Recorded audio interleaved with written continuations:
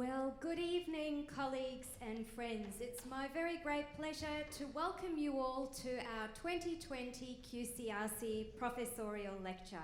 My name is Bridie Bartlett, and it's my immense honour to be the QCRC Director here at Griffith University. Now, as we've grown quite accustomed to, tonight we're bringing you this event in a blended format. So in line with all of the rules and restrictions, we have a very small live audience joining us here tonight to keep that all-important human connection alive for Vanessa and the performers. I would like to acknowledge that in the room we have the presence of Elder Auntie Delmae Barton, our Arts Education Law Dean Research Professor Jerry Doherty, our Acting QCGU Director Professor Gemma Carey, and our valued colleagues, collaborators and supporters here tonight. We also have many across Australia and overseas tuning in to the live stream right now.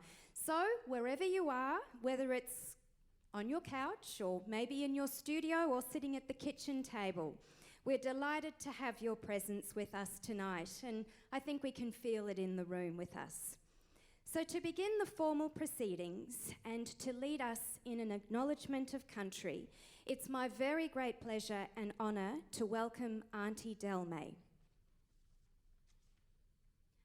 Auntie Delmae Barton is an elder of the Bidjara Nation of Australia, with song lines from the Carnarvon Gorge in central Queensland, Australia, to the canonisation of St Mary MacKillop, St Peter's Basilica in the Vatican City, Rome, Italy. She's an international artist and known fondly as Australia's Dreamtime opera diva. Importantly, in 2005, she became Griffith's first elder in residence. And she has a beautiful saying that follows her: community, unity of humanity, sharing a dream, hope for humanity. Would you please join me in making her very welcome?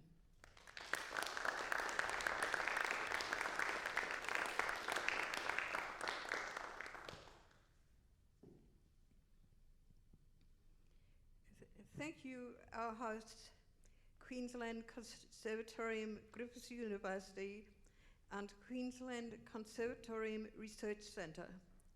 Spiritual blessings to the Yugur and Turrbal tribes, sacred lands where Brisbane waters, sacred airflow, or sacred sounds of solace, cleansing mind, body, spirit, soul of every being, entire creation, past, present, future.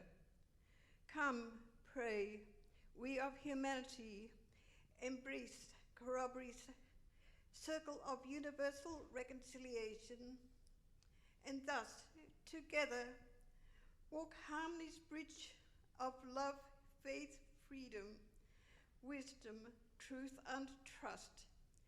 Humanity's hope. Earth, our sacred mother. Earth's symphony, spirit of our soul.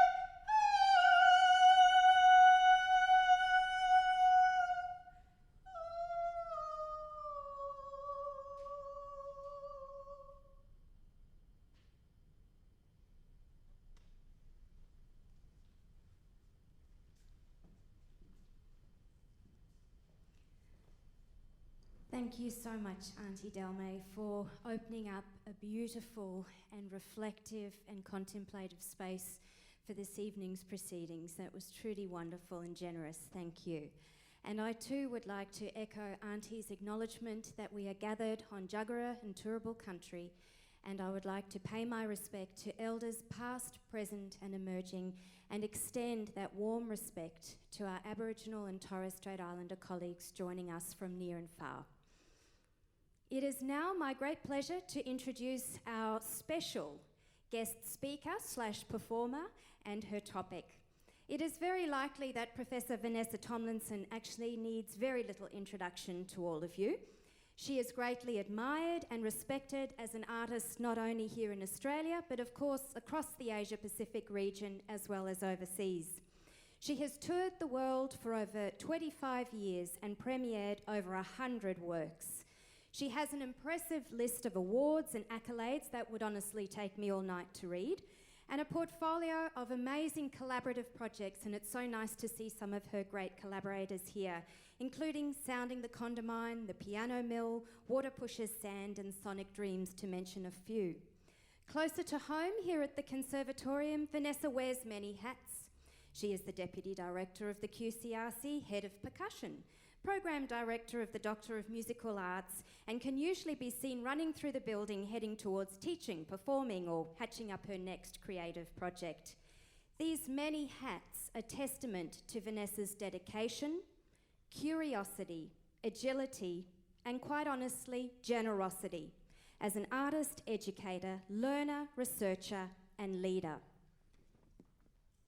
What I personally admire most about Vanessa is that she is an artist who is intensely aware of her place in this world and the responsibility that being an artist entails. She understands the vital role that sound and music can play in shaping lives, activating our imaginations, and bringing forth new ways of knowing, understanding, listening, and being in this complex world. As her body of creative work shows, music and the arts are not merely about life, but rather implicated in the very formulation of life.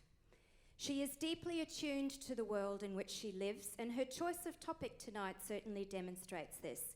Her title, New Rituals for Listening, My Thinking on Making Pandemic Art, has no doubt pricked the interest of many artists and arts lovers here tonight.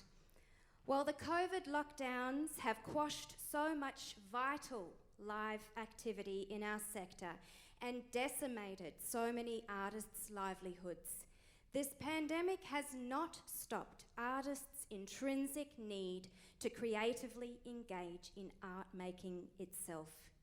And tonight we have the rare opportunity to follow Vanessa and some of her friends into some of the new creative spaces that this current situation has opened up. So without further ado, would you please join me in making Professor Vanessa Tomlinson most welcome.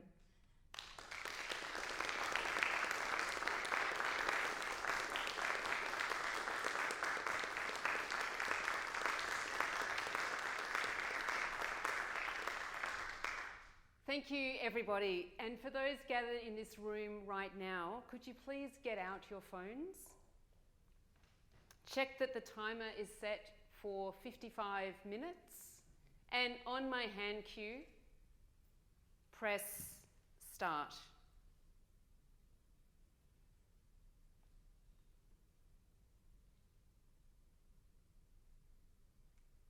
Maybe just look up at me with a reassuring glance when you feel like you've done this incredible task.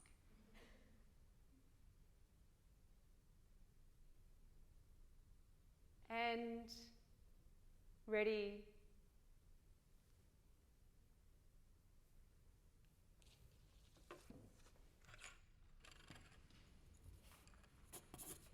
Dear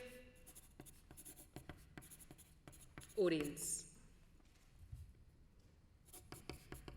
it is wonderful to be here with you all today. I have lots to share I have lots to learn. Professing is never over. I liked hearing Bridie say my name. Professor Vanessa rhymes. I spelt rhyme incorrectly. I am sorry. It is interesting writing and thinking at the same time. It is much like improvising. I have some idea of what will happen, but in general, I need to make do with what I just said. I need to make sense of what I just said. Tricky. And I feel the need to communicate. I hope you enjoy today's lecture. Vanessa.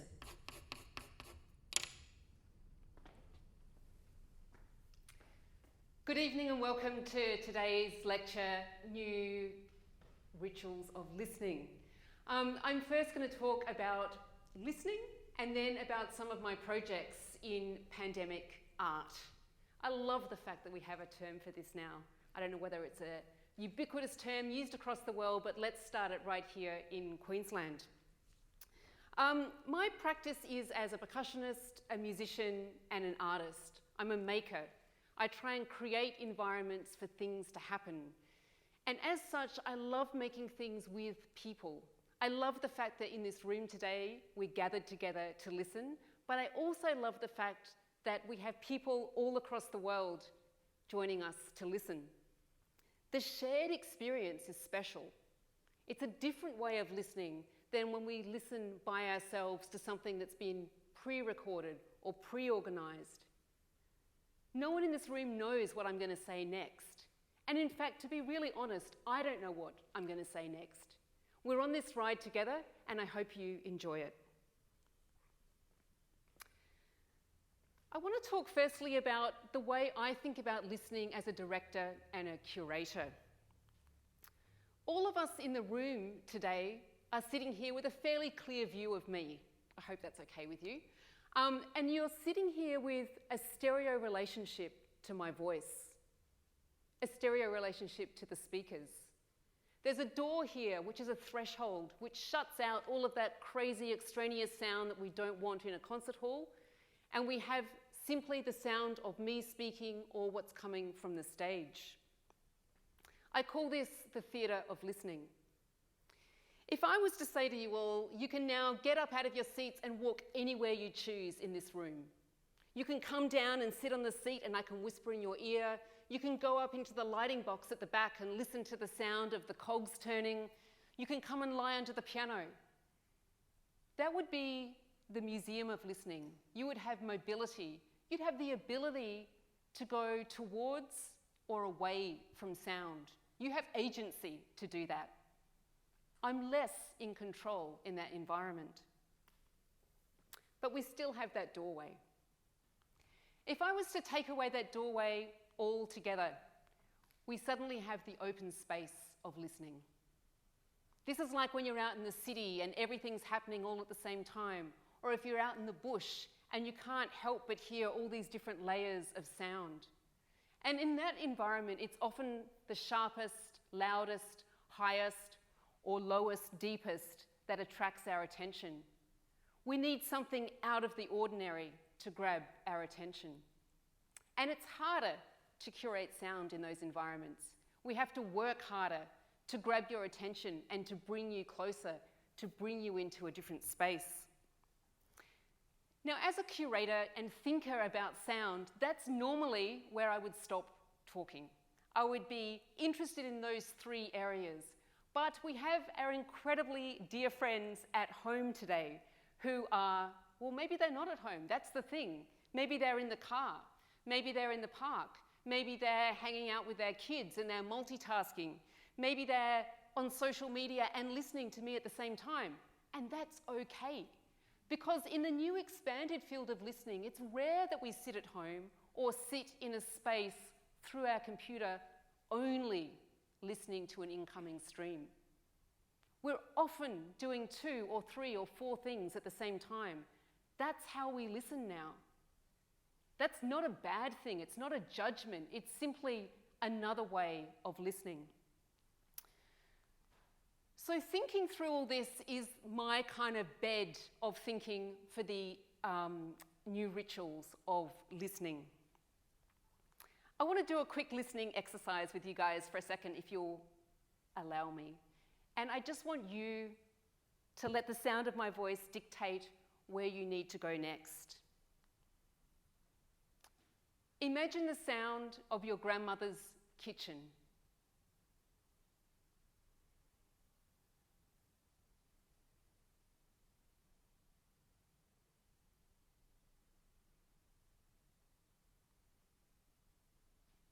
Imagine the sound of the horizon.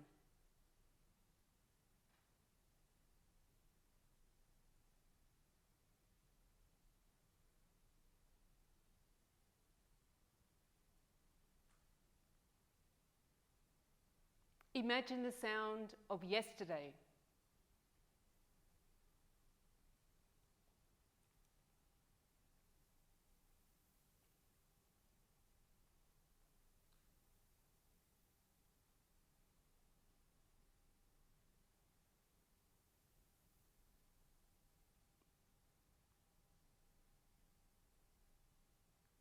Imagine the sound of footsteps.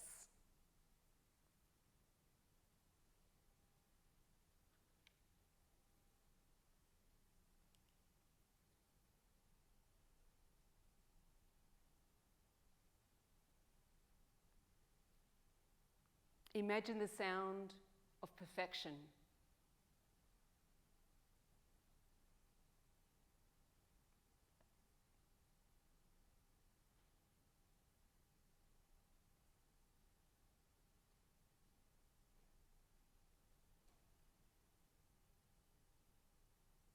Your composition is now over. I applaud you all. It sounded fantastic.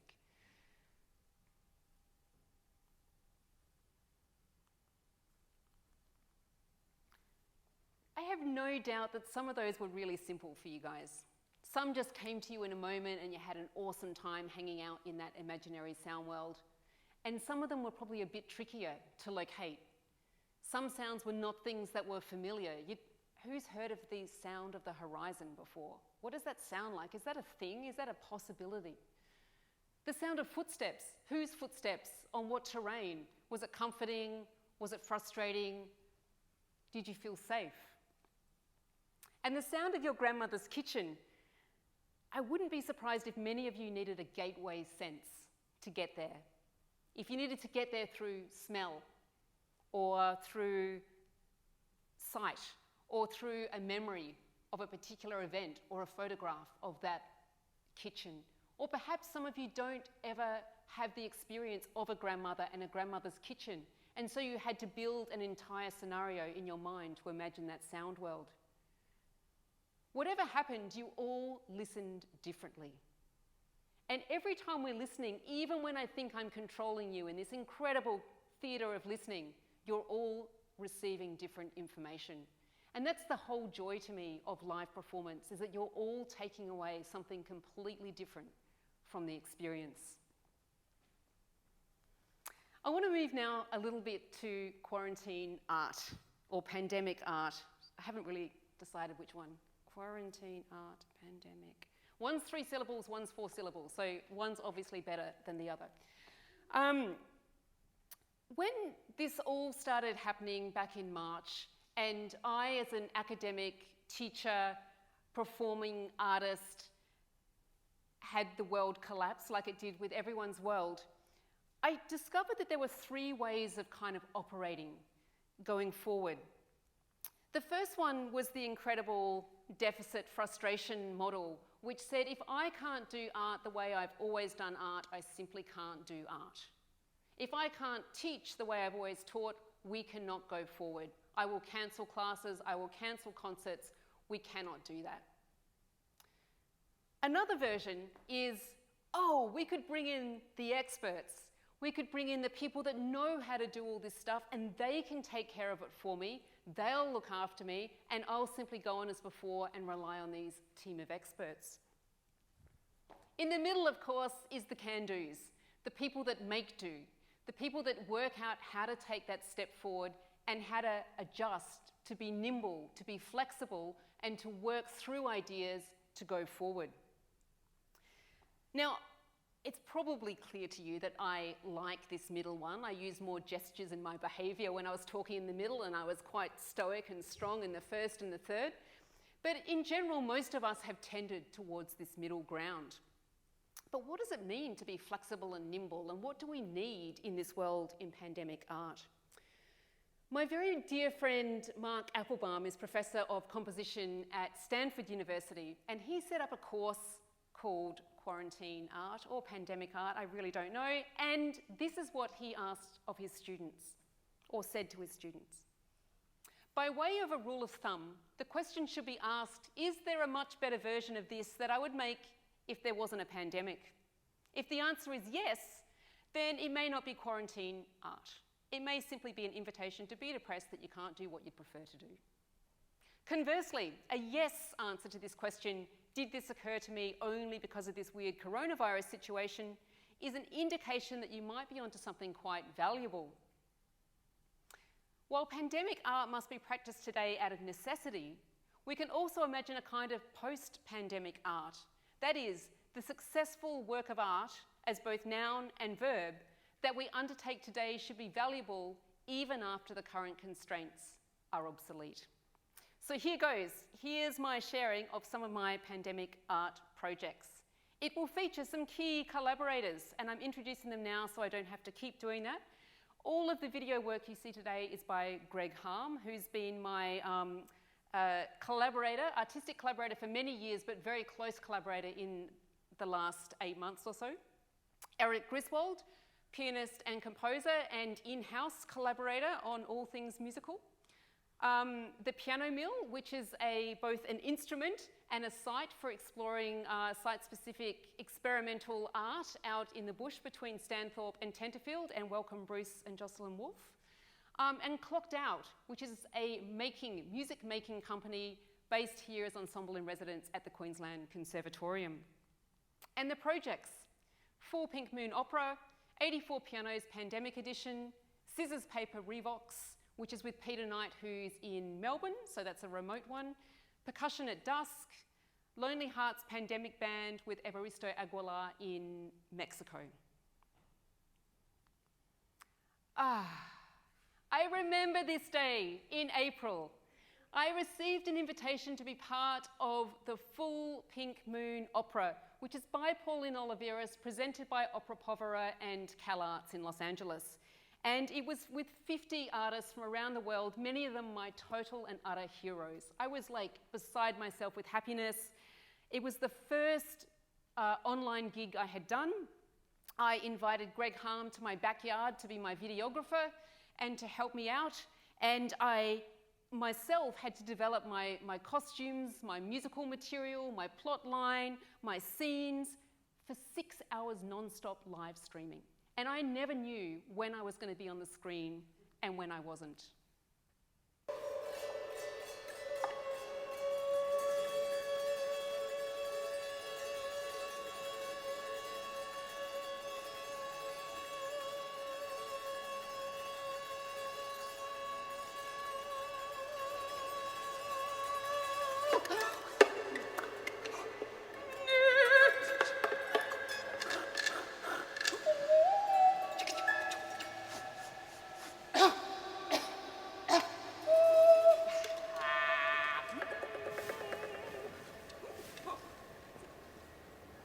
My neighbours quite enjoyed the close-ups of being in proximity, so I still had my audience, which was really, really great. But I also had adrenaline, which was really, really, really, really great. He is also taking care of my sound. My family are somewhere inside the house. Maybe they are watching and listening to me on the internet. I don't know. The internet is slow. Maybe they are listening to a delayed version of me. What do I look? The two overwhelming feelings I had during this were joy at getting to perform again and connection. The idea that even though I couldn't see who I was playing with, I was temporarily connected to them where they were in the world. And that was an amazing insight and an amazing gift that propelled much of the music that came after this. This performance. How amazing that you are all gathered together yesterday to play with me tomorrow. And there was that temporal schism as well across the world. Now, you heard me writing letters there again. Back at the beginning when I was writing a letter, I was trying to keep a sense of flow, of pace of my ideas, and a sense of flow in the sound I was making for you guys. And the sound of my writing is something that I really like. I didn't know I liked the sound of my writing until the pandemic. And I've begun a practice where I write people letters. I video myself writing them and I speak them out loud and then I text them the letter. And I really like those layers of communication that are happening and the layers of technology. But I also like the fact that I sound like me when I'm writing. I have a particular articulation. I have a particular flow. I have a particular pace. And I've started to think of this as my sonic signature. I have my way of writing, and each of you, and I really hope you'll go home after this and listen to yourself writing, each of you have your own pace. We could trace over someone else's writing, but we can't get the exact pressure, detail, and nuance of each other's writing, the speed of the writing. I've been thinking about this in terms of forensics, in terms of biometrics, in terms of other ways in which we measure particularities of ourselves, voice recognition. There's now research in hand clapping recognition, and we'll get to some other sonic signatures as we go on. But this idea of intimacy and self has become a really important trigger for me in this pandemic art world. But let's go back to communication. The wires that connect us. This is actually me, I think probably 6 years ago in this very hall with one tin can with ropes going to every single audience member, and they each had a tin can, and I was whispering through mine and they were listening through theirs.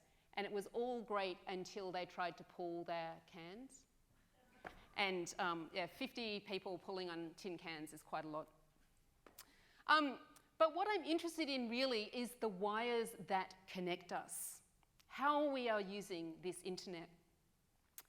A number of years ago for World Science Festival, I put on a project called 84 Pianos, which is a composition by Erik Griswold for every piano in situ in this particular building. And it was an investigation of the architecture of this building. Audiences could wander around the corridors and test out the sound in different places. The pandemic edition was to test out the wires that connect us. to have 84 pianos in their own situ, in their own houses, playing simultaneously with each other and live streaming out to the rest of the world. I employed my dear friend Leah Barclay to try and problem solve how to do this, and we ended up using an app called Locusonus, which was repurposed from being a sound streaming app. It's an app that opens up so you can listen constantly to the sounds of whatever environment you're looking for. So it could be bird life, it could be animal life, it could be insect life, etc. Each pianist had their phone, audio only streaming, opened up the stream, 84 signals, just like those wires, were coming into her house, and she was live mixing it, sending it out to Greg Harm, who sent it out to the world. And about 1,000 people gathered in real time to listen to this performance. Again, it was exhilarating. Again, it was the connection with people who were simultaneously doing the same thing that was really, really exciting. I'll just play you a little snippet of this.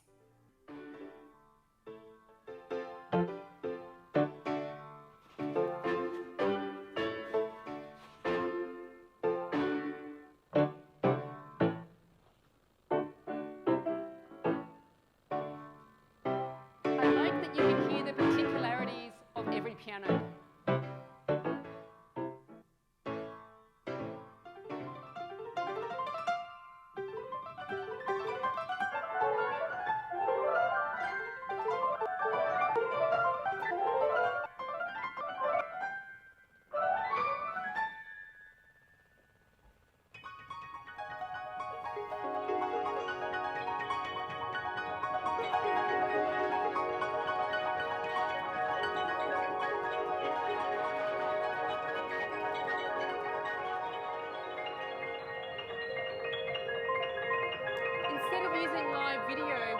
Photographs that the performers took of themselves. Photographs of them sitting at their piano, photographs of the view they get from their piano, and most intimately, photographs of the inside of their pianos, which many performers said they'd never really looked into.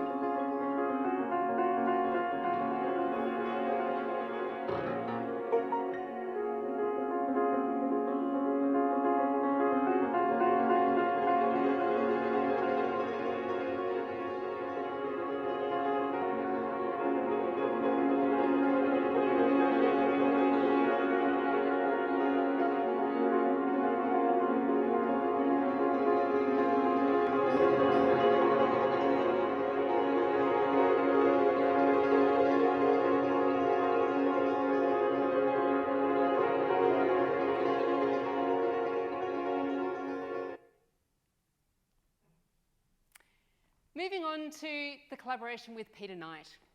For this one, we were remotely situated. We had a week to work together. I wrote him daily letters and told him how I was feeling and what I wanted at 7 a.m. every morning, and we would get to work and make art each day. This was Erik Griswold, myself, and Peter Knight. We used an app, a plugin called Audio Movers for this particular project so that we could do some real-time improvisation and real-time performance. But we also found that that was not the best way of working. And instead, we did a lot of pre-recording one at a time. And this sort of exquisite corpse kind of idea where you'd make one layer, send it to the next person, they'd make another layer, send it back, they'd make another layer, send it back. So the live performance was sometimes live and sometimes using pre-recorded material as well. It was a hybrid. I was interested still in this idea of writing, but I had just started getting interested in the idea of walking.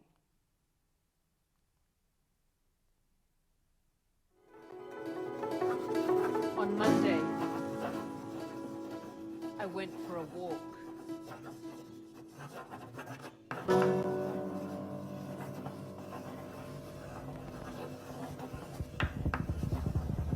On Tuesday, I went for a walk clockwise.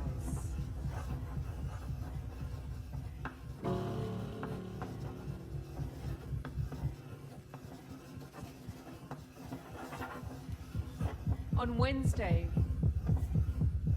I turned left at the cemetery.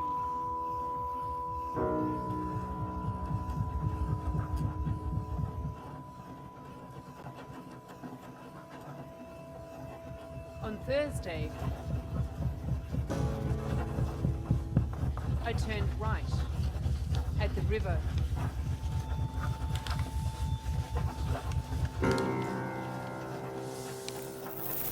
On Friday,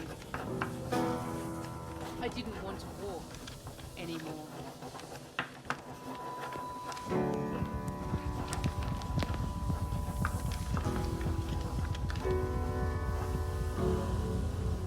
On Saturday, I walked around my chair.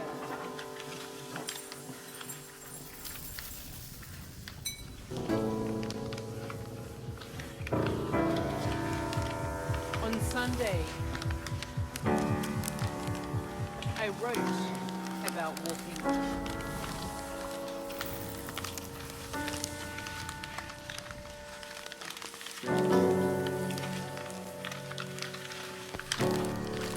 On Monday, I printed paper.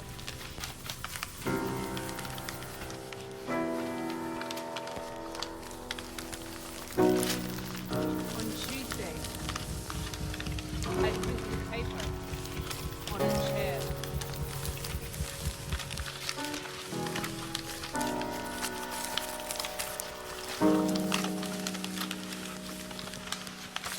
I wrote while printing paper.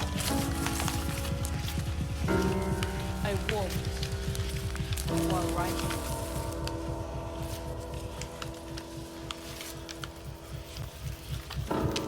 I don't know what day it is anymore. Walking has a rhythm, a gait, an intensity, a direction. And much like the idea around writing, it's one of our own personal sonic signatures. We sound like ourselves when we're walking. Sound walking is something that's been really prominent in a lot of experimental music over the last 30, 40 years, from Hildegard Westerkamp through to Pauline Oliveris, through to more recent people like Janet Cardiff and Tam Solwick, making art out of walking. Rebecca Solnit wrote a beautiful book, Wanderlust, about walking, and Kat Hope made a piece called Wanderlust after that, recording the sound of someone coming into the concert hall and then playing it back to the audience and improvising along with that sound. Walking is both the sound of walking, but it's also the soundscape of what you're walking through. So when I started working with Evaristo Aguilar in Tampico, Mexico, I wanted to know what it sounded like where he was. And here's the three of us walking.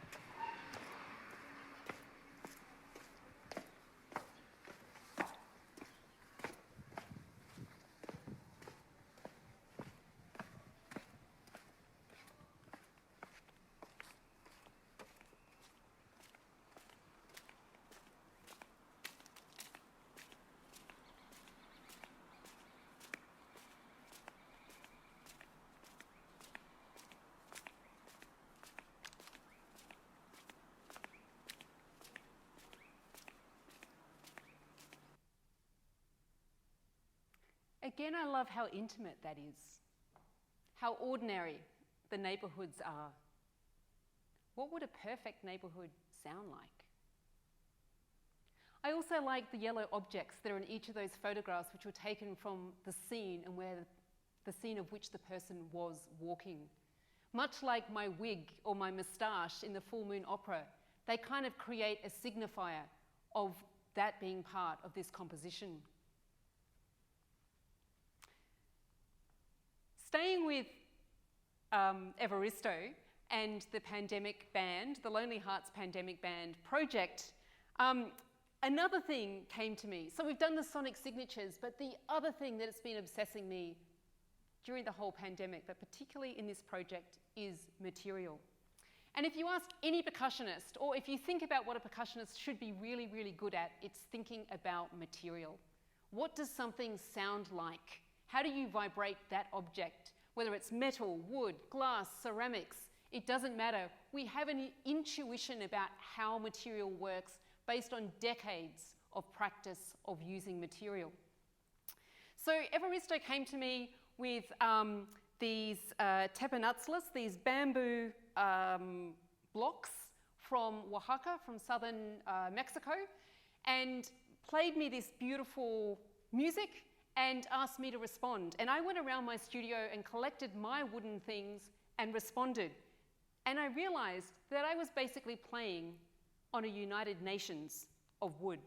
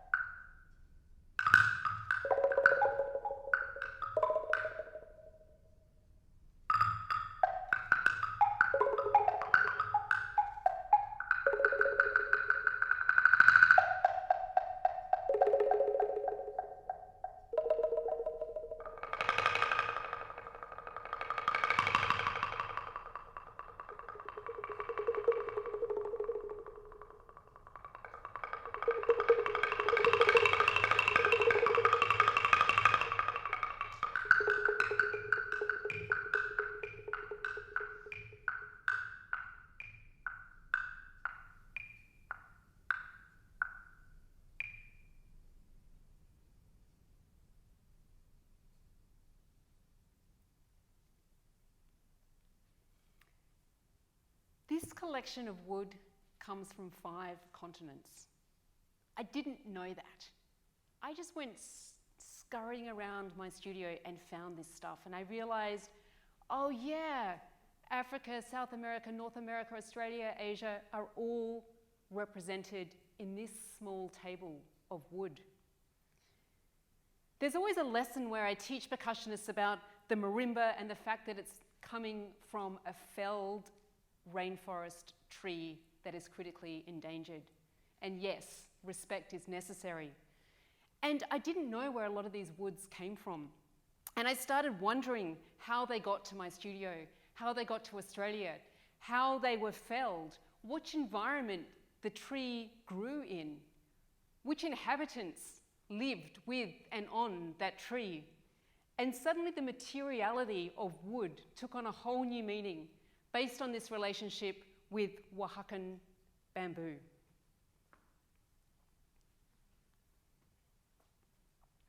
The place that materials come from, the places that we gather to listen, are ways that we can change our attention to information.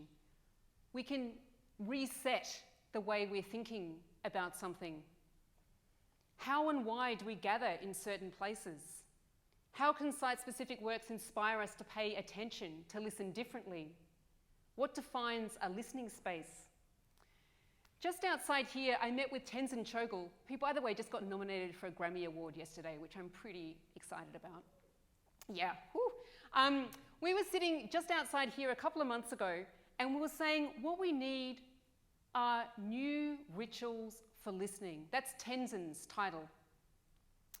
And we were starting to think, what is it that we need? Does a concert have to be an hour long, or can it be 5 minutes? Can it just be a spontaneous and special gathering? Can we just put out a rug and be together? What defines a listening space?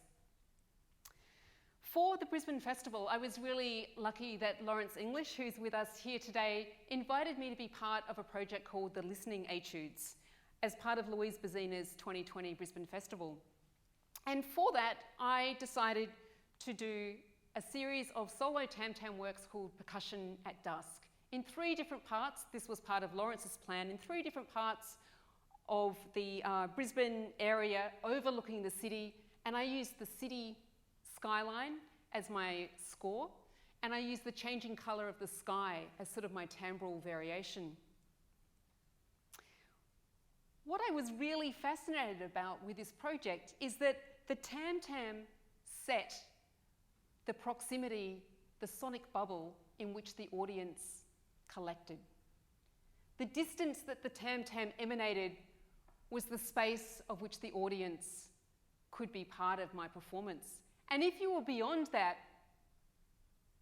you're probably looking in going, what's happening there? You were not in any oral proximity to the sound source, to the concert. And so it kind of changed my idea about this open space of listening we talked about. And I created a concert of listening in amongst the open space of listening. And I suddenly started to feel a whole lot of winds moving and changing and new potentials opening up. This is not the first time that I've been obsessed by place. And I wanted to play you just a tiny snippet of place-based work from the Piano Mill site, from Harrigan's Lane. This is from Easter at the Piano Mill, a sound walk through the bush called the Oxbow.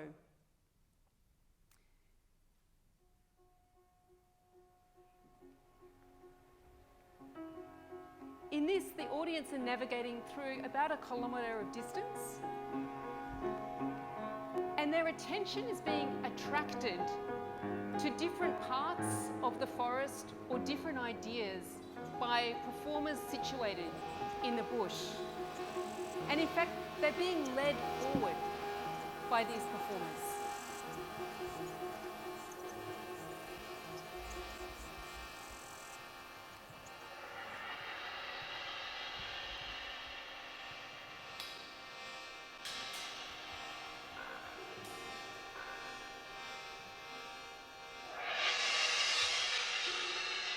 I mentioned to you Greg Harm, who is the videographer who's done all of the work that you've seen today, and I'm very, very grateful for his collaborative contributions. But what I haven't told you is that he used to be a wildlife photographer.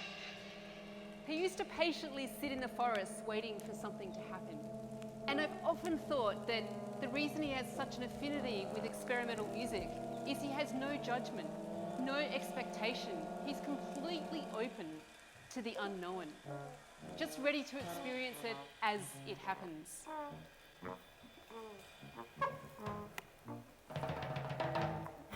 It was quite wet.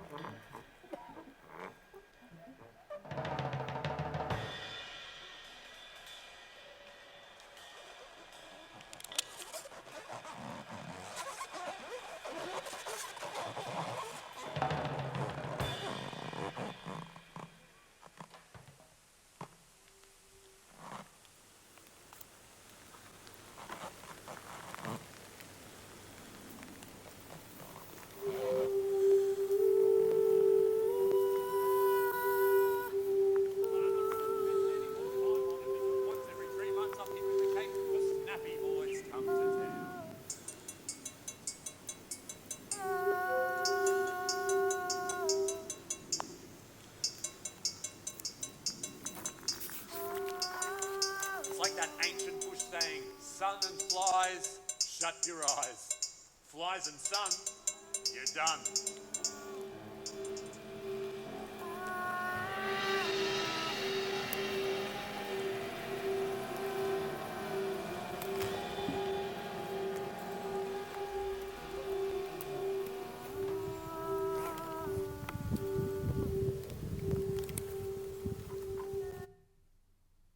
I started by talking about how I think about listening as a director and a curator. And here's a list of words that I wrote one day while looking at a tree. And it's really how I think about constructing all of my artistic ideas now. They're all somewhere in that list. And while you have a look at that, I'd like to invite my collaborators, Sam Pankhurst, Delmae, Barton, and Erik Griswold, onto the stage. And what we're going to do is improvise for you. And the reason that this particular project is in here in the pandemic band is that so much of our attention has changed over the last 8 months. And the four of us are fairly regular international jet setters, living the high life, doing all sorts of performances in crazy places, but it turns out that we all live within about 2 kilometres of each other in Brisbane. And we never took the time to play together.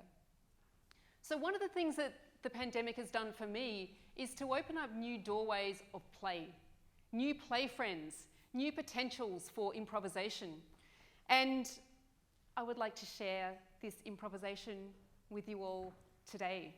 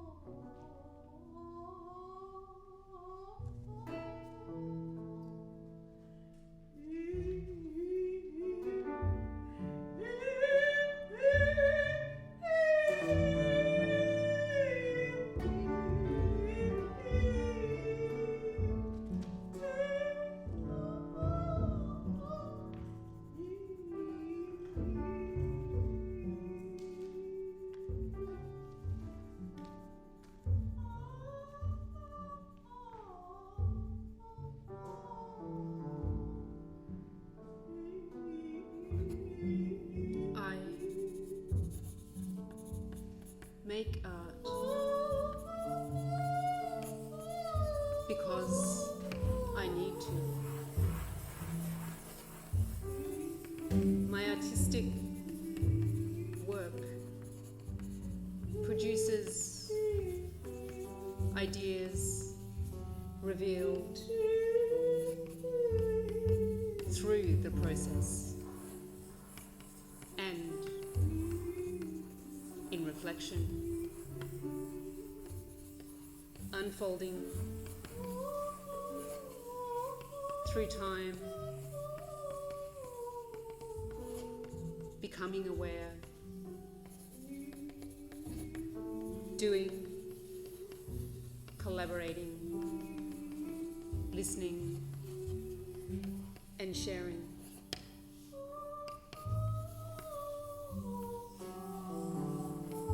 I always go into collaborations feeling unprepared, uncreative, and sluggish. I come out elated, brimming with ideas, and joyful. I love real-time making and sharing. Artists are adaptable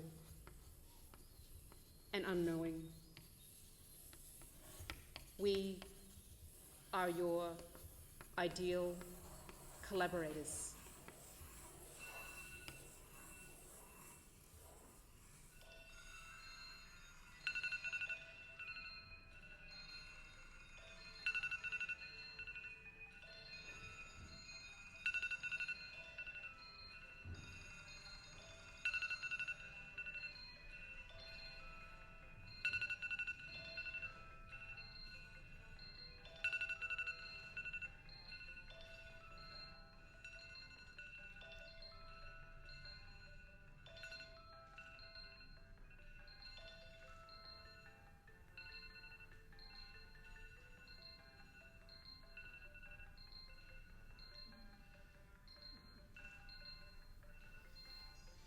Thank you for listening.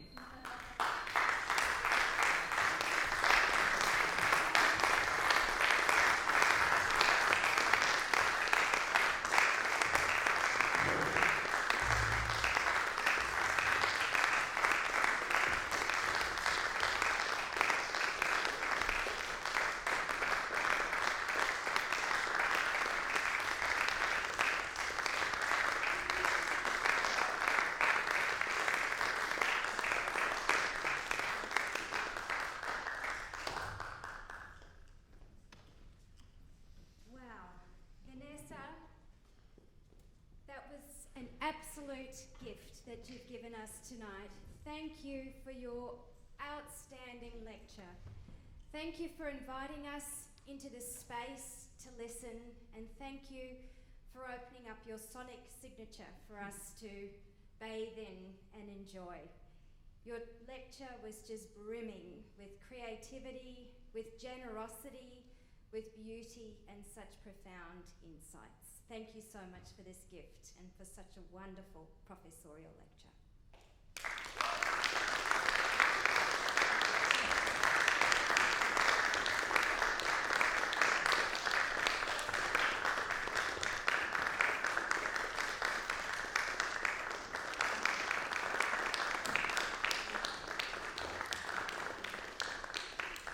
And of course, tonight was made all the more special by the beautiful performers that we had. So a very, very huge thank you to Auntie Delmae, to Erik, to Sam, and our fabulous con students, Yvette and Skylar, as well, for your wonderful contributions.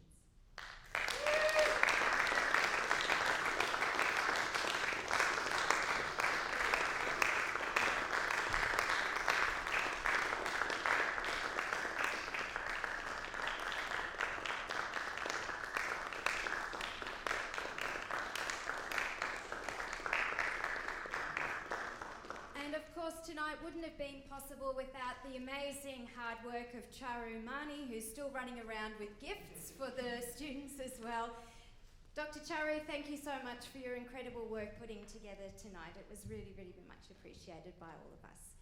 And of course, tonight's streaming was aptly handled and appropriately handled by the fabulous Kai Morholt. So thank you so much, Kai, for making sure that our audiences at home could really relish in this evening's proceedings. So thanks also to all of the technical team here who made tonight possible. Thank you for being an audience, for being a human connection, which made it all the more special. Thank you to everyone who tuned in online. We hope that you've really enjoyed it. And from all at QCRC, we wish you and yours a safe and peaceful and happy and creative festive season. We hope to see you again in 2021 in person. Thank you.